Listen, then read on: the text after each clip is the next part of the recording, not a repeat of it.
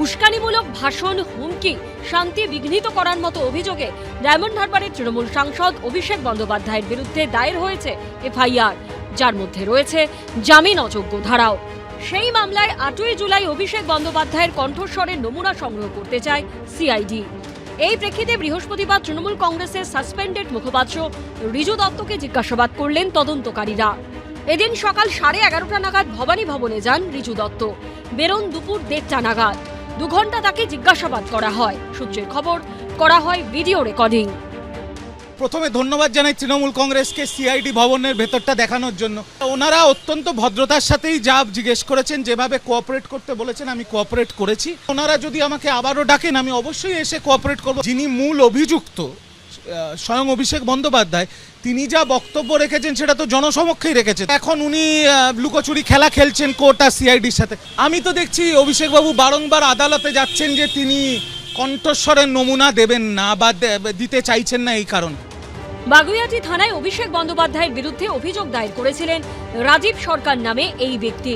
অন্যদিকে বিধানসভা ভোটের ফল ঘোষণার পর Riju Dutta social media post ঘিরে চাঞ্চল্য তৈরি হয়, যেখানে তিনি অভিযোগ করেন ভোটের পর খুন করার জন্য বিজেপি কর্মীদের তালিকা তৈরি করে রেখেছিল তৃণমূল কংগ্রেসের ব্লক ভিত্তিক, অঞ্চল ভিত্তিক, ওয়ার্ড ভিত্তিক লিস্ট তৈরি করা ছিল না বিজেপির নেতাদের নামের লিস্ট তৈরি করা ছিল না, ব্লক ভিত্তিক, অঞ্চল ভিত্তিক, ওয়ার্ড ভিত্তিক, যে রেজাল্ট বেরোনোর পরে পেটাবেন। বিজেপি শাসনে আসার পরে 5-7 জন 8 জন খুন হয়েছে, একটাও কাম্য নয়। কিন্তু তৃণমূল যদি ক্ষমতায় আসতো, এতক্ষণে তো 300 বিজেপির কর্মী উপরে চলে গেছে। 300 বিজেপির কর্মী তো খুন হয়ে যেত। তার সাথে কত মহিলার সাথে যে কি হতো সেটা আর বলতে চাইছি না।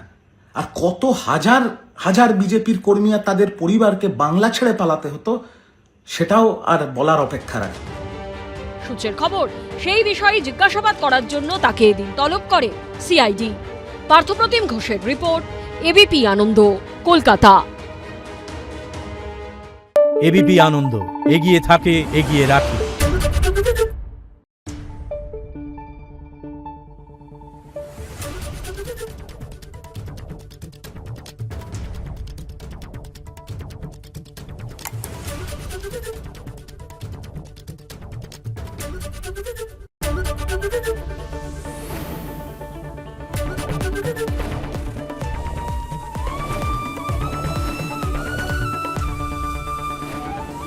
এবিপি আনন্দ, এগিয়ে থাকে, এগিয়ে রাখে।